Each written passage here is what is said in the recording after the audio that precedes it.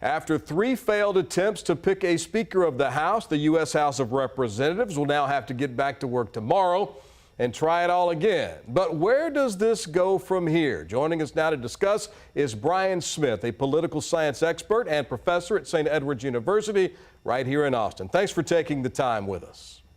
Thanks for having me. Well, it's been 100 years since Congress has failed to pick a speaker. How does this process work in the first place?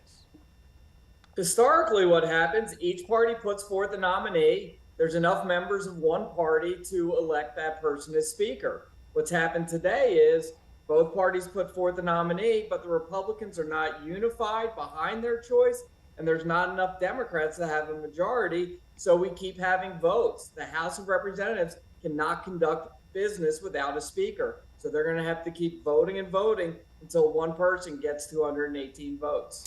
Is there any sort of precedent for what happens if a nominee can't get that simple majority? Well, they just have to keep voting, and so we really don't have a precedent other than in 1856, it took over 2 months to actually get a speaker going. But the issues of the time, in terms of what Congress did, they had a much smaller agenda.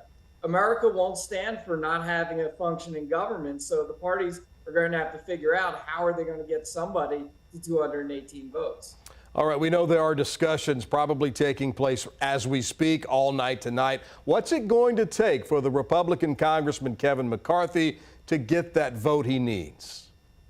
McCarthy's biggest problem isn't the Democrats, it's the members of his own party, and especially those people on the Freedom Caucus, more to the political right than the political center. So he has to figure a way to convince people who've sworn they're not going to vote for him to vote for him, or he's going to have to step aside and the Republicans are going to have to find a different candidate. What we're not going to have is Republicans crossing over and then enabling the Democrats to take control of the House. So no chance a Democrat wins in the end? No way. The Republicans, again, they fought too hard to get to this position, and you're not going to turn the reins of power back over to the opposition party. They'll find somebody within their own party before they allow a Democrat to take that position. All right, well, this is the very beginning of this term. What kind of tone does this set for the Republicans? Now that they have control, they can't even agree on who they want to lead the party.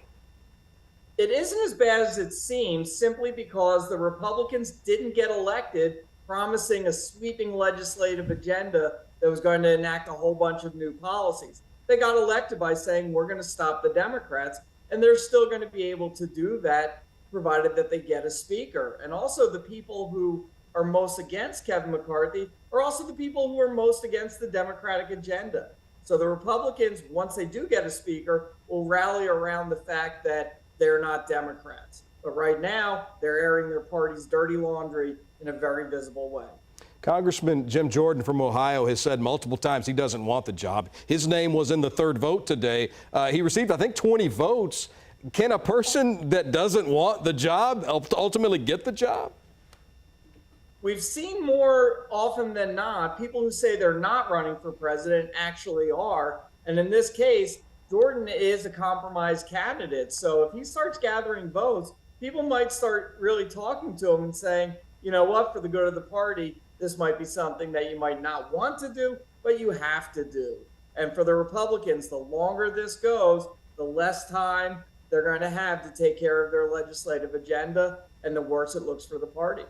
All right, final question for you. And again, thanks for joining us. What do you think this means for the future of the 118th Congress? How efficient can this Congress be, in your opinion?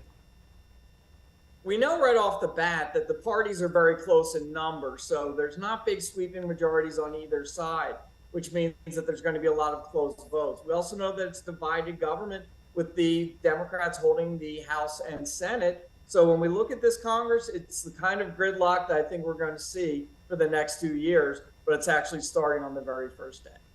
Bryan Smith with St. Edward's University, thank you so much for joining us here on KVUE. Again, thanks for having me.